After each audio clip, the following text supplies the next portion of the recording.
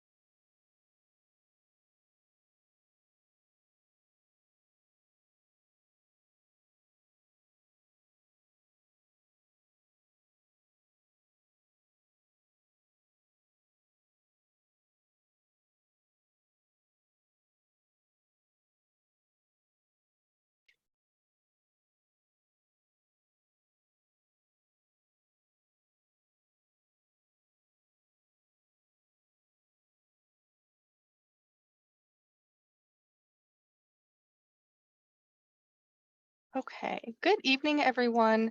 Thank you so much for joining us.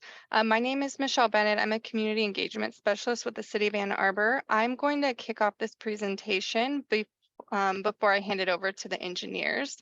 So as you can see on this front slide, there's a few things that you should know about this session. First, you should have been notified that this is being recorded, which we will post to the project website promptly after the meeting. This is a webinar session, which means that your video will be disabled. You will also be on mute the entire session. But we will have in the last 30 minutes of the session a question and answer. So Jane, if you want to take them to the next slide, I will show you how to use the Q&A feature. So the main form of communication tonight is going to be, if you hover over the bottom of your screen, there'll be an icon that says Q&A. If you click on that, then you are going to, a window will pop up and you can type your question in there and submit it. If you have called in using the Zoom phone numbers and passcode, then if you would like to submit a question, you can click *9 on your keypad, and that's going to raise your hand. So I will be able to see in the attendee list that your hand is raised, and I will be able to call on you and unmute you. We do ask that you keep your questions succinct so that we can get through all of them tonight. We do only have about an hour. Any questions that we don't get to tonight, we will post to the project webpage so that there will be an FAQ for you to check back on and get some of your questions answered. I do want to go through our meeting norms for tonight. Please remember that when you submit a question or a comment that we are here to have a constructive meeting. So that by no means that you can't send any critiques in, but please be sure to focus your critiques on ideas and not specific people, and that you're using thoughtful language so that we can kind of maintain a comfortable place where everyone can share their ideas. And please know that with a webinar, we do have the power to remove people if any of the comments or questions get out of hand or are disrespectful in any way. So here's the agenda for tonight. We're going to do our best to keep it to 30 minutes so that we can at least have half the time to answer some of your questions.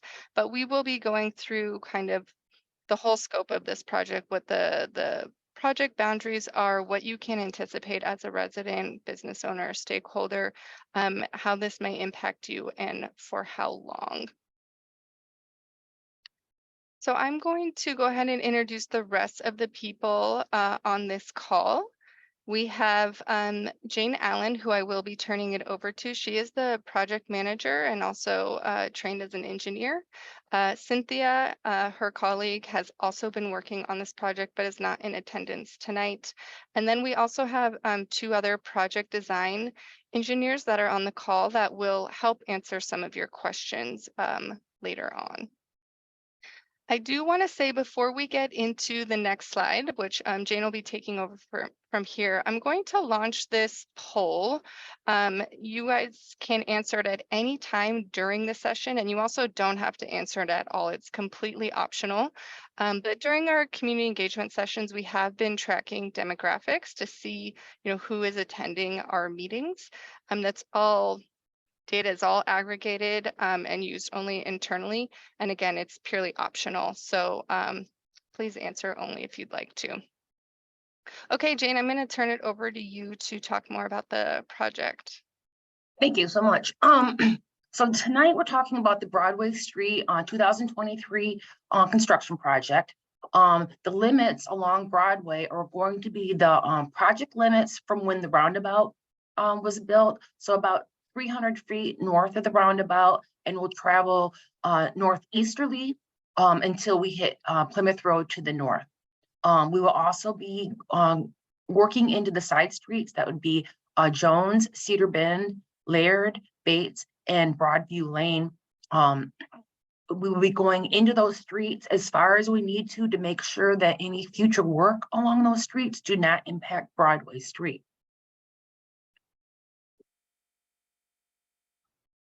The project's purpose and need is that we're going to be replacing the existing water main that is currently 6-inch with a 12-inch, and it's currently 140 years old. So it served its purpose and its lifespan. We also want to make sure our firefighting capacities are up to date. So we'll be putting in extra hydrants to make sure our coverage is up to standard. We're going from 6 to the 12-inch diameter water main, and so we know that this capacity that we are anticipating will work for all future needs. And also another need that the road has is that the surface is in poor condition and it needs replacement. So there's about 3,000 feet of water main that we're going to be installing, and that's from Jones to Bates. So it's not the entire length of the project. Some of the residents that abut Broadway Street are already on a 12-inch. There was a 12-inch put in south of Jones and then up Jones Drive, and then there's also one coming out of Bates. So it won't be the entire length, but those people, there'll be trenches in the road. We'll have to backfill. There will be some disruption, but I'll get to that with impacts in a moment. The road resurfacing, obviously these pictures are from a previous project, the finished version on your right there, but the left is Broadway. So you can see that we have patches. There's at the edge of the curb and gutter, we have cold patch, coming out. There are other areas where the potholes are continuous for nearly 100 feet. So I wanted to get this picture just to show it sort of like at a curb line. So you're going to be able to see that we're going to have a brand new surface that's nice and smooth to drive. We'll have new pavement markings, and it will reduce our future maintenance costs. Not only does this improve the rideability of the road, but it also allows us to improve our stormwater management. So we make sure everything's flowing to an inlet. Some anticipated elements of the project will be to replace any galvanized water services. If there were any lead services on this line at any time, they would have been replaced with galvanized water services. And since then, the city Public Works Department has replaced all of those services to the right-of-way, and they're in the middle of working from the right-of-way to the home. And so if you are in the group of people that are being contacted by the city, you would have already known that, and this will be taking place prior to the start of this project. There's some existing storm sewer that needs to be updated. We will be replacing any catch basins that are damaged or what we call a drop inlet, which was just an old piece of like 18-inch pipe stood on end. There's some areas that when we put in the water main, we may cross a conflict with a storm. So we'll be replacing storm sewer as needed. We're going to be converting the existing speed humps to speed tables based on recommendations from our fire department. There are some sidewalk gaps to the system, meaning there's missing sidewalk in front of people's homes that we are going to complete. That's going to be on the northwest side of the road. The northeast fronts U of M property, and we are now using a new sidewalk millage to pay for the cost of filling sidewalk gaps when we do capital improvement projects. However, that U of M property is not taxable, so they would be responsible for filling that sidewalk on their own, and they have declined to do so in coordination with this project. We also will just make sure any existing ramps are ADA compliant. That's Americans with Disabilities Act. And then we will also be putting in new crosswalks at all the side streets with bump outs, new pavement markings, and ADA compliant ramps. The first one that I can demonstrate as an anticipated element is the speed table conversions. Now, everyone that was affected by a speed hump adjacent to their property now and were involved in the traffic calming project from the beginning, they know where those speed humps are. Fire department has asked that we convert those to speed tables. There is a compromise between the traffic calming effect of speed tables because you can go a bit faster over them. I was reading a document taking place in another city where a speed hump, which is parabolic, it doesn't have a flat top, and to slow down for each speed hump takes about 9 seconds. So when you're looking at the entire length of the road and how many speed humps there are, that could be the difference in, minutes that the emergency vehicles cannot get to their destination. So I think that was about a 2 to 10 mile per hour speed hump restriction, whereas with the speed table, you will be able to go between 10 and 25 miles.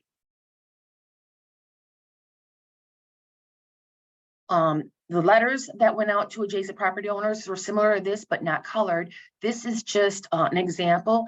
I think I can zoom in, but you see that red dashed area. That's the existing speed hump. And now we are making it a speed table. The speed table is 22 feet long. It has a 10-foot table in the middle that people are allowed to park on. They can park within sloped areas also, and they'll be marked like this. And those are going to be adjacent or in front of each of these houses that I have listed. We have 1216, 1312, 1418, 1540, 1611, 1636, and 1660 Broadway.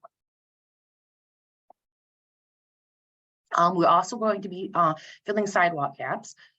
There are 3 parcels on the northwest side that, I'm sorry, I believe there's 4. 3 are together and one's off to itself. But this is an example from another project where there was no sidewalk at this intersection. Not only did we kind of improve the intersection in relation to how it met the main road, but we also installed this sidewalk gap. We will do what we can to preserve any trees. There was a tree off on the right-hand picture that you see that we trimmed, so the branches are higher than when people would be walking. So we were able to save that tree, and we never go outside the road right away. So that's why you see in the particular instance where we installed new sidewalk, we ended up putting an integral retaining wall, so we wouldn't have to grade into people's yards. If that were to be the case, in this project, we will get with each individual property owner to find out your preference. So those are the 4 locations, 1703, 1705, and 1707, they're all together, and then at 1750 Broadway, which is a little further north. This will now make the entire west side of the road having sidewalks.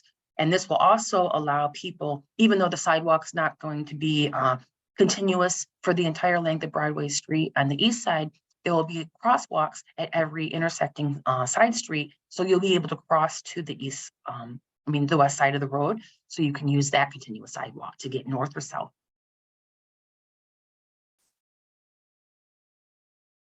With those new crosswalks, we're going to be putting in bump outs and ADA compliant ramps. So on the left-hand side, you'll see a project that we had put in bump outs at the intersections. This does not take away any legal parking that was currently there. You're not supposed to be able to park within 15 feet of an intersection. This also includes to the straight side of a key intersection. So if you have a side street coming the entire length of that intersection, even across from the side street, is off limits to legal parking. So this doesn't take away from the parking, but does give pedestrians more visibility. They get out in front of parked cars if there's on-street parking available, and they spend less time in the intersection because we shortened the crosswalk length. We're going to put these at each of the intersections. That's at Jones Drive, Cedar Bend Creek, Laird Drive, and Bates Drive. And these all happen to be on the west-hand side of the road. Our anticipated timeline for the project is to have the design finish after we look at any of your feedback or comments, make any kind of changes that we may need to do final documentation, contract items, and plan sheets. And then we will go out for bid at the end of October. Hopefully we'll have those bids open in November, and we can recommend a contractor to City Council. Then we anticipate that we'll be able to start construction in April of next year.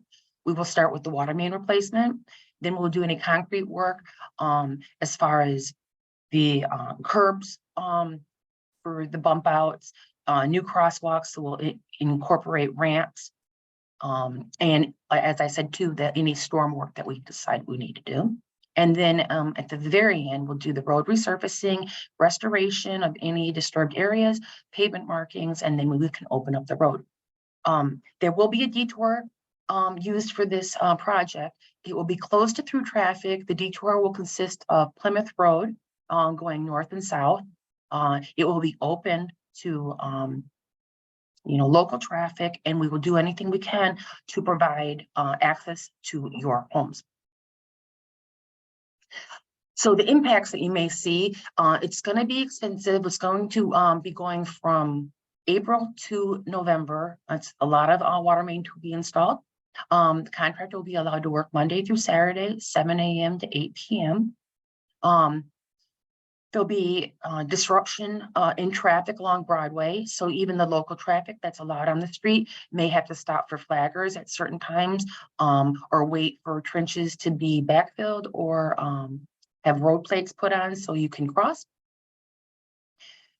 During the time of the sidewalk installation, those are areas that don't have sidewalk now, so there won't be a sidewalk detour, but there's a possibility that a sidewalk detour will be needed if we find any sidewalk that is damaged that we'll have to replace with this project. There will be dust and noise, some vibrations from the equipment, and obvious inconvenience based on this construction. But we will provide access and services to your driveways and the side streets. So emergency vehicles will be able to get to your house. You'll be getting mail, trash and recycling pickup. We will not allow on-street parking during the construction. Please contact me personally if there is an issue with anything and you need special consideration. There are some exceptions to the driveways. As I said before, if we are putting in the water main at that time, or we are replacing curb and gutter and it needs to cure, the contractor and their inspector on site will notify property owners prior to this work. And if it's something that's going to need you to have your car out of your driveway or your garage the next day, they will let you know 24 hours in advance and let you know how long the disruption will last. So our next steps are to review any of your questions and comments with the entire team. We will create that frequently asked questions document for the website. You'll be able to find that and the recording for this information session on the website. We'll have to make any necessary changes to plans. We'll bid the project, and then we'll review bids and recommend a contractor for construction. So now we've got quite a bit of time left for any questions that you may have. Yeah, so please, if you have any questions, we have just 3 so far that have been submitted, but you can hover over the bottom of your screen. There's a little icon there that says Q&A. That's where you type in your question and press submit. So I'm just going to go in chronological order from when they were submitted, and I will read them out to the team so we can have the engineers answer them. Again, if you guys have any questions that we don't get to tonight, or you think of any after the session, you can email Jane. She's the project manager. Here's her email right here on the last screen. And this is the project website where we will be posting all of this information if you want to access this afterwards. Okay, so the first question that we have is there any possibility of coordinating with residents on Broadway to replace crumbling concrete driveways between sidewalk and the street? The driveway approach is the responsibility of the homeowner. However, what I can, the information I can provide is that when we have our concrete contractor or subcontractor mobilized on the site, it may be a good time for property owners to contact them personally to see if they could get a quote for doing that work. And because they're already mobilized to this site, they may be able to give you a discounted rate than if you had just called them out of the blue. Once we have determined the contractor, and if they have any subcontractors doing that work, you can contact me and I will provide that information to you. Okay, great. The next question is, will speed tables utilize contrasting pavement color? The paint markings on the current speed bumps have not been maintained and are no longer visible. The asphalt itself will not be different colored, but there are pavement markings on both traveled lanes in arrows shaping towards going up and then coming back down. We will be maintaining the crosswalks from now on, which there haven't been many crosswalks on that stretch of Broadway Street. So at the same time, we can add the pavement markings for the speed tables to our maintenance of pavement markings in future years. Okay. If bids are not received before November 2022, is this enough lead time to obtain the scarce pipe that scuttled the work this year? Has the city pre-ordered pipe to be sure it is in hand in time for installation? The city has not purchased pipe. That would, for the way the city works, we have to contract the work out, and then we have to have city council approve the contract. So if city council for some reason doesn't want to approve a contract and different departments have already purchased the pipe for the project and it didn't go forward, that would be illegal as far as the city's standing. So we haven't done that. We have had a delay in material this year that has delayed projects. However, we hope that bidding it in November, that will give them a 6-month lead time for ordering pipe so they can start in mid-April. Okay, great. Will the northern stretch of Broadway from the Highland Apartments to Plymouth be getting a sidewalk and resurfacing? Maybe we can go back to the map if that's helpful. But they're asking about the northern stretch of Broadway from Highland Apartments to Plymouth. So yeah, the entire stretch of Broadway is going to be resurfaced. And the apartments, I believe they're on the northwest side of the road. And all that sidewalk is going to be completed and continuous along the west side of Broadway. From Bates to the north on the east side, any of the sidewalk gaps that are currently there will continue to be there, but we will have a crosswalk at Bates so you can cross to the west side of the road, or the northerly side of the road.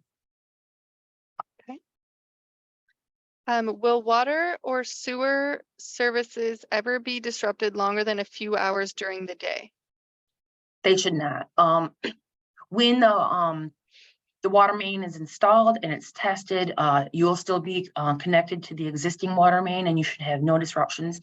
When we transfer services, our crews, the contractor will dig a trench and excavate between the two mains, and our department, our water department staff will go out and connect your services. And it really shouldn't take, because they can connect it, you'll have the water within an hour, even if the backfilling of the existing water main is not complete yet. And you will be notified 24 hours in advance of any disruption in water service. And how will they be notified? There'll be door hangers put on the door. And there's also going to be a weekly update to an email distribution list that any of you can email me and ask to be included in. And then every week after I meet with the contractor and get an idea of what they've accomplished for the week, what they are proposing for the following week, I will relay that information to anyone on that list. And therefore, I will be able to let you know after the water main has been tested and has been accepted into the city system that to follow will be the service transfers. Okay, great.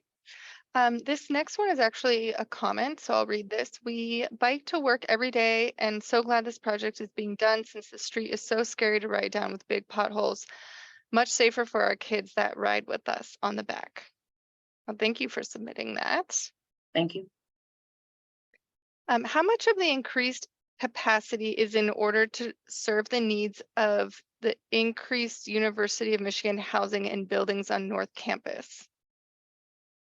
The U of M has its own water lines. They're private water lines, and they I think maybe we have a city engineer on staff that could answer more clearly than I in regards to that, but the water main capacity being increased from Broadway should not affect U of M properties. Nick Hutchinson is our city engineer. Yeah, I can help with that. The upsizing of the water main to 8-inch has nothing to do with the University of Michigan. It's been our standard practice when we replace water mains to go up to an 8-inch water main. As Jane mentioned, this water main is what, 120 years old or something like that. So it needs to be replaced anyway, and going up to an 8-inch is just a standard practice. Well, it's 140, and we are actually increasing it to a 12-inch because the two the water mains, the newer water mains that are there that we are connecting in between, they're both at 12-inch. So we're going to continue to keep it 12-inch. I stand corrected. Thank you. Okay, regarding bump outs, I believe you said they would all be on the west side of Broadway at 4 intersections. Is that correct? Cedar, Bend, and Bates intersect on the east side of Broadway. Correct. But the bump out for reducing the cross section will, or the crosswalk will be coming from the west side of the road. I can go back to one of those and zoom in.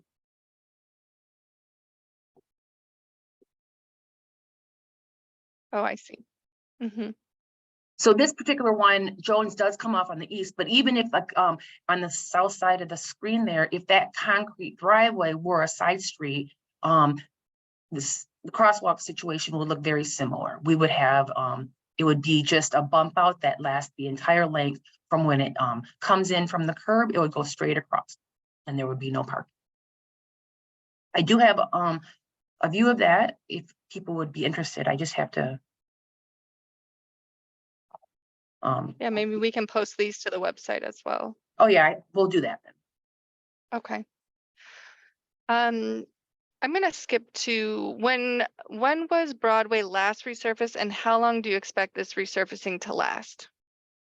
The design for the resurfacing, the pavement section that we are going with is supposed to be a 20-year design. We do experience that we get a lot more life out of 20 years if we maintain it. So there'll be a maintenance schedule in place that in a few years we'll be able to seal crack any joints. And then in the future, we can do crack sealing, cape seals, micro surfaces, or a thin mill and fill, just to keep that pavement section strong. Okay. Will the height of the pavement more closely match the height of the driveway approaches than it currently does? Currently, the two don't line up.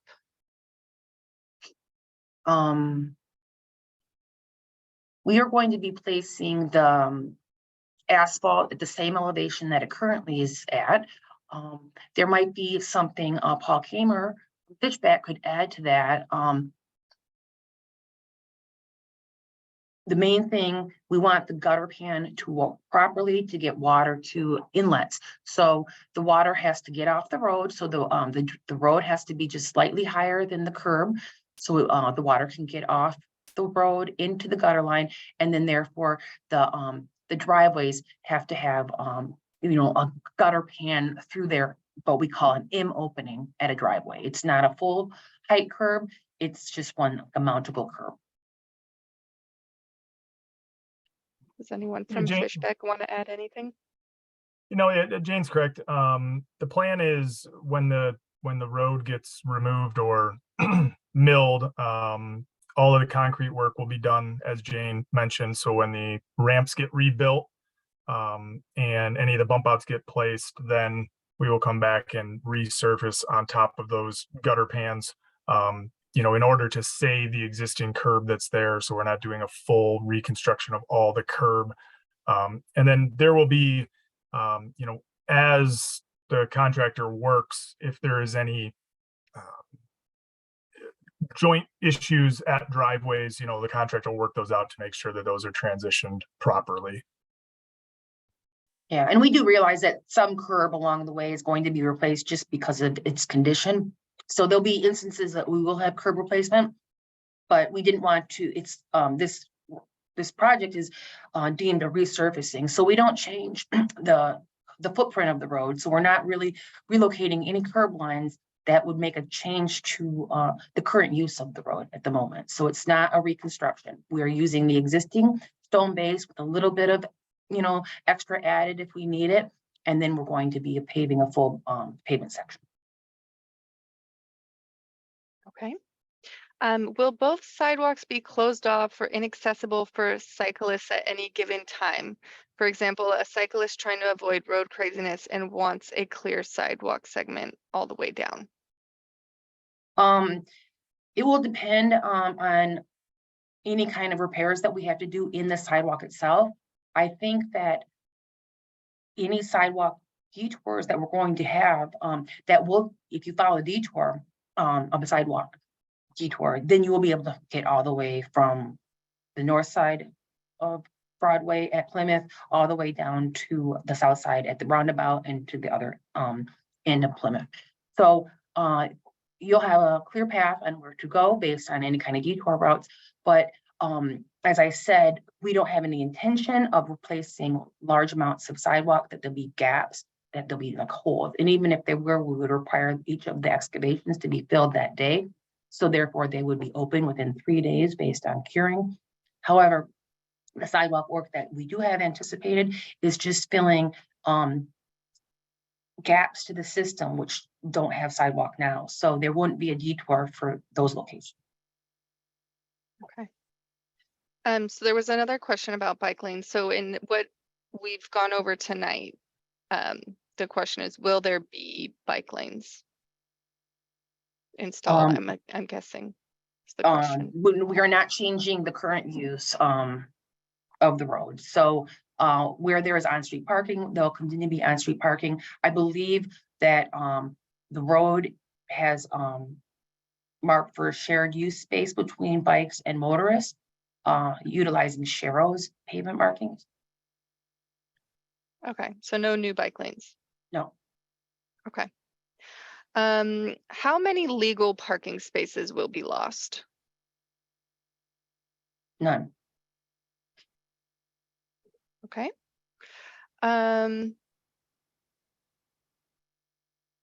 Let's see here. How will water pressure change? We currently have very high pressure, 90 PSI currently. I'm assuming a larger gauge pipe would lower pressure. That could be right. And also, if you have issues with your water pressure after the project transfer services, we can always have a meter box and a filter inspected at your property. I believe that there were 2 pressure districts out there for Broadway, and we are now combining them. So I don't know if the person questioning that is in the section between Jones and Bates, where we're going to be replacing the water, or if they're already on a 12-inch water main.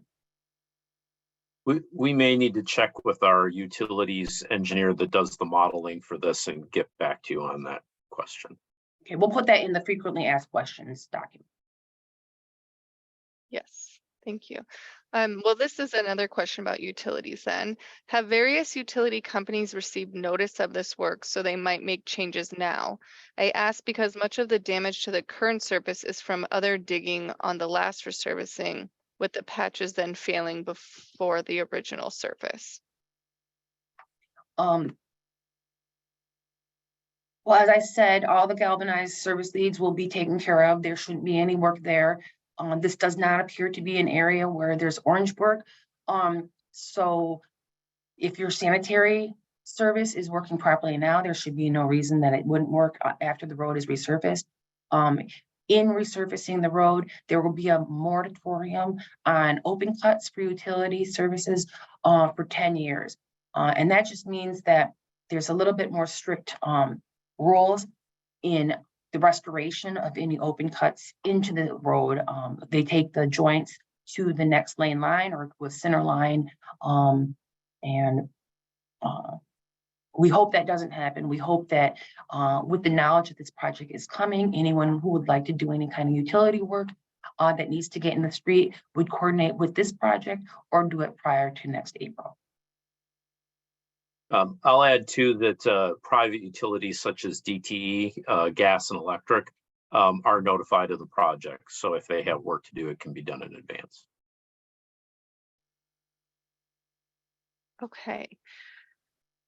Okay, let me read this one out. It starts with a couple statements and then questions. So the last time Broadway was resurfaced, asphalt was laid over the concrete gutters. Because of the different material properties, it cracked along the line where the concrete curbs met the asphalt road. And then the layer of asphalt over the concrete gutters came off of the concrete rather quickly. Will it be done the same way this time too, or will it be done better this time? Well, I would hope that it will be done better this time, that we won't have that issue. There is a minimum thickness for certain types of asphalt materials. So we will be trying to use that minimum thickness as our overlay. So we make sure that we tack the concrete gutter pan and that so that the tack will adhere the concrete to the asphalt. And also we will maintain a minimum thickness of the wearing surface, the very top course of asphalt. So it doesn't break away. So the aggregate size within the mix itself is not protruding through the surface. Okay. We have some kind of clarifying questions with what's in the project limits. So it says to clarify on sidewalk gap filling, does this include the section between the Shell station and Broadview Lane? No, it does not. This includes the northwesterly side of Broadway Street. Okay. Can you clarify which sides of the street walks will be added to on the north end side of Broadway? The west side. Shell gas station is on the east side, and I believe U of M property is south of that. So we will not be filling any sidewalk in front of the U of M property with this project. Okay.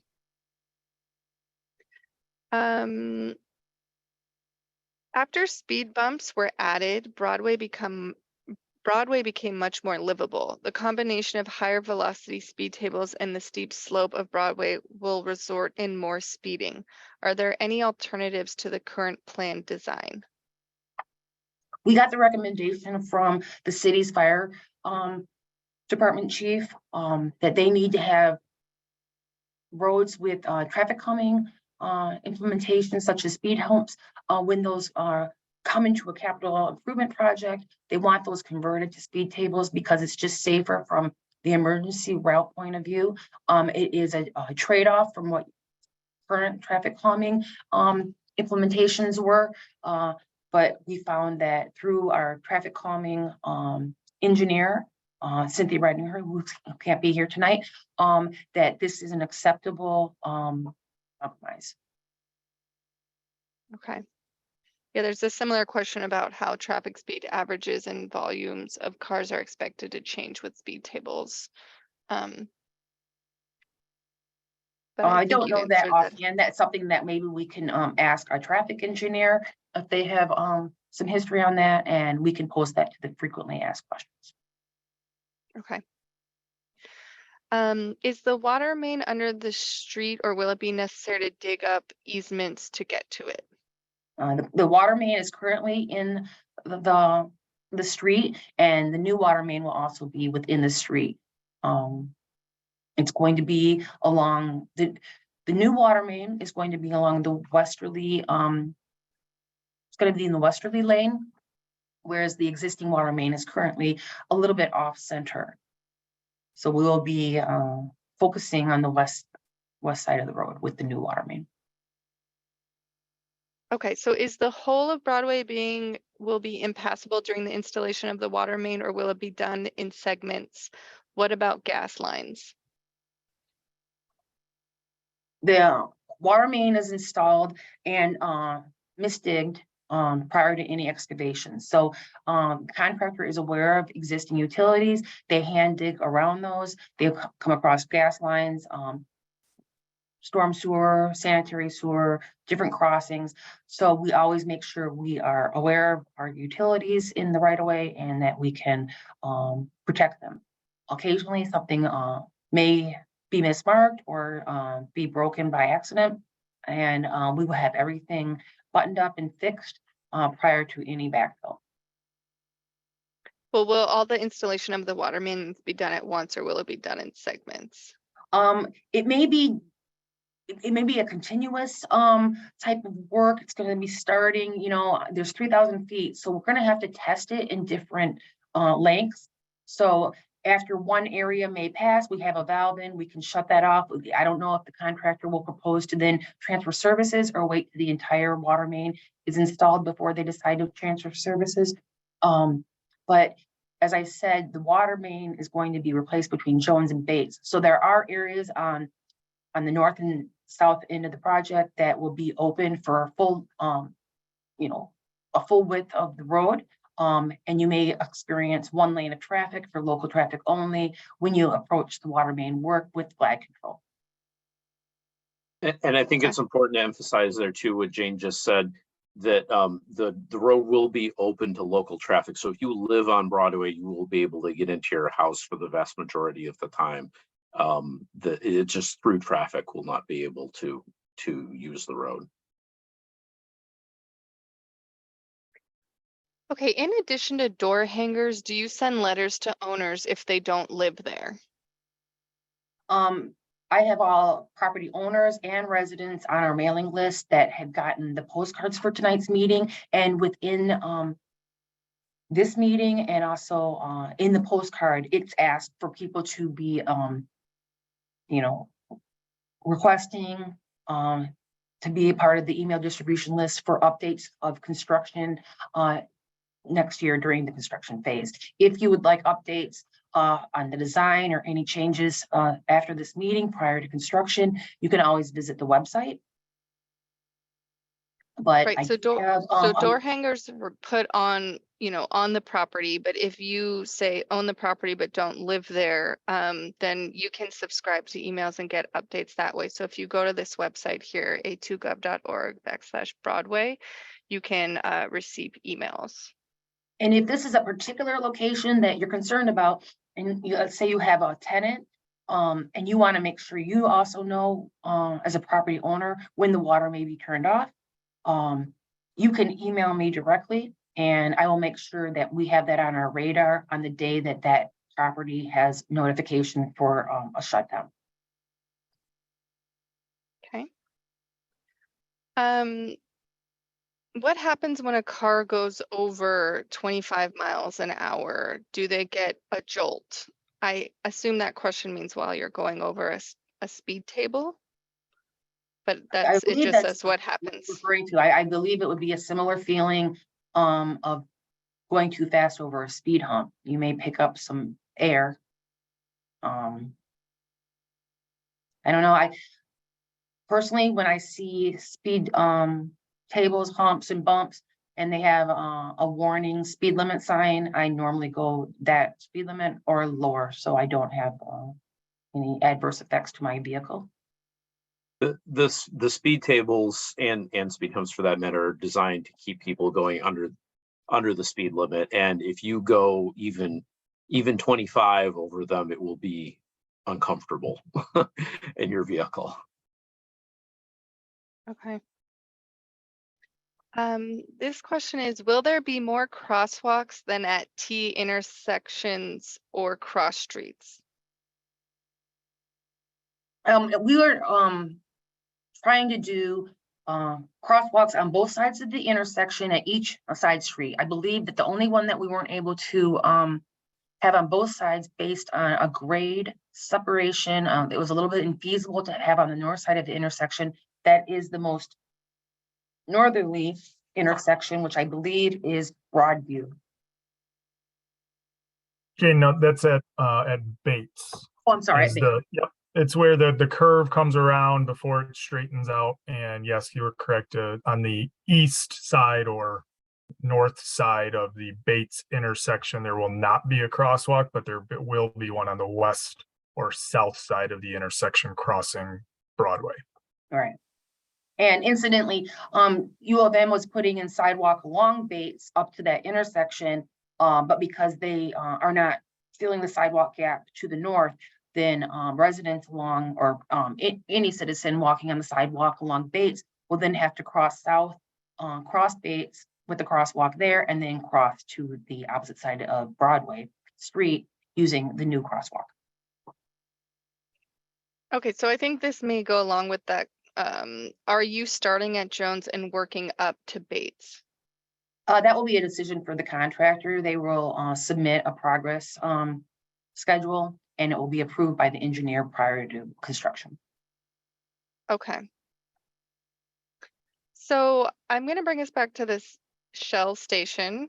Let's see here. I was referring to the sidewalk section from the Shell station to Broadway Lane on the same side as the Shell station, which I believe is considered the northwest side.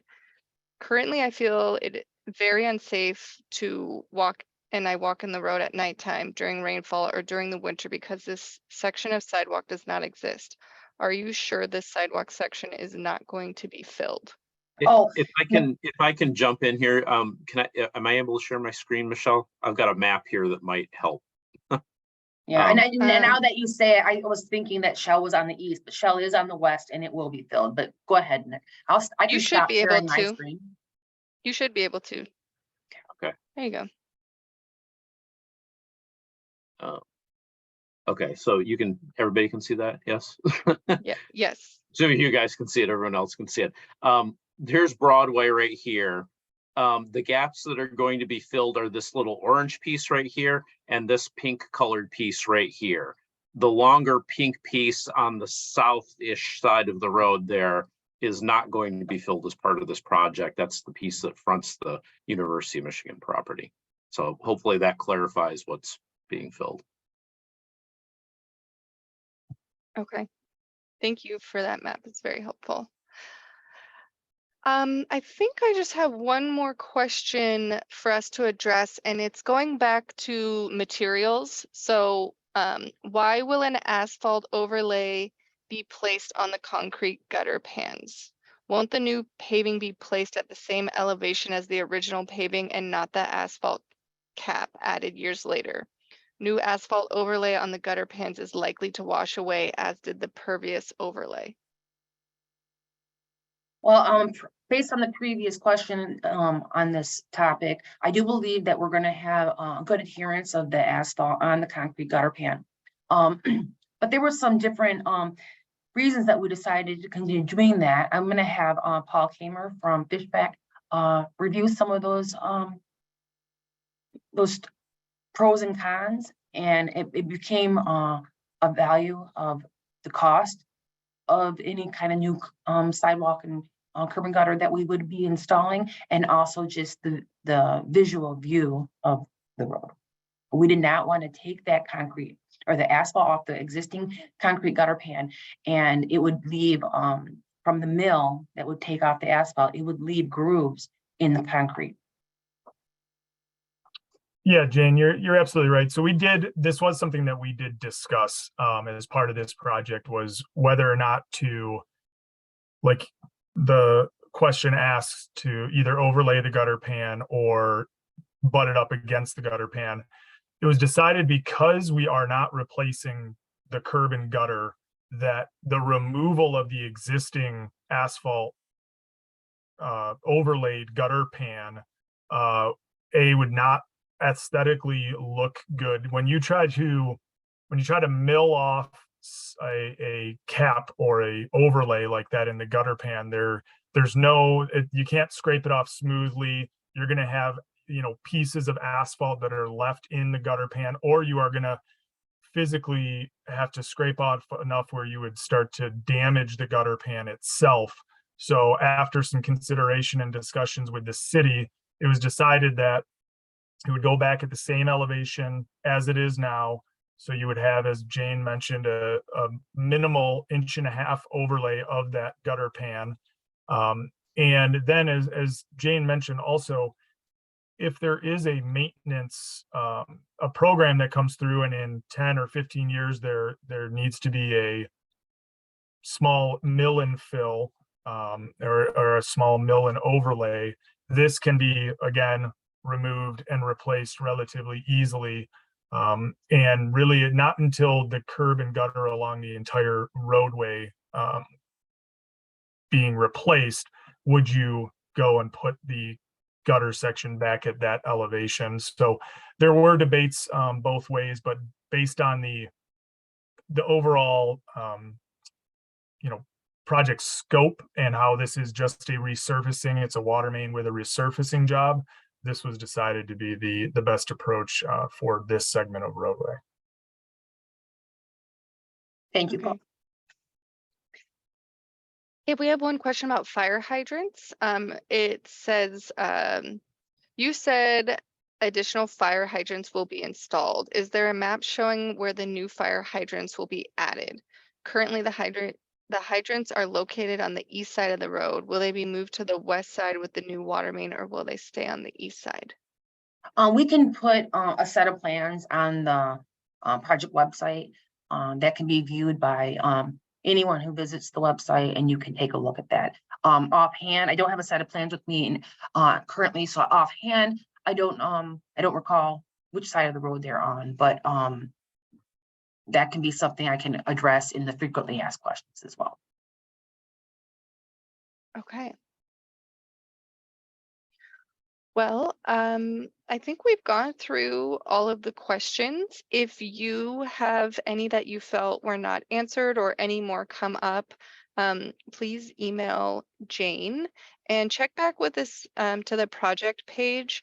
We will go through the questions that we answered tonight, but we'll put them in writing and post them to the website. So if you check back in the next week or so, those should be up. I did just receive another question though. One of the reasons Broadway is in such bad shape is because of heavy truck traffic. There's currently a no truck sign, which some trucks choose to ignore. Would you consider putting up more prominent signage? We can make sure that the current signage is up to date and it's the standard that we use. If the trucks were using that and not having a destination on Broadway Street when they enter the road, that would be an enforcement issue.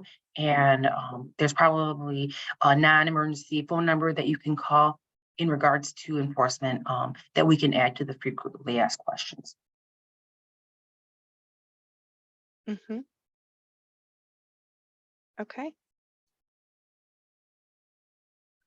Well, I thank everyone for joining us tonight. Again, email me if there's any questions that you hadn't thought of tonight and you'd like answered. And keep us, keep coming back to the website as we go throughout this design and bidding period.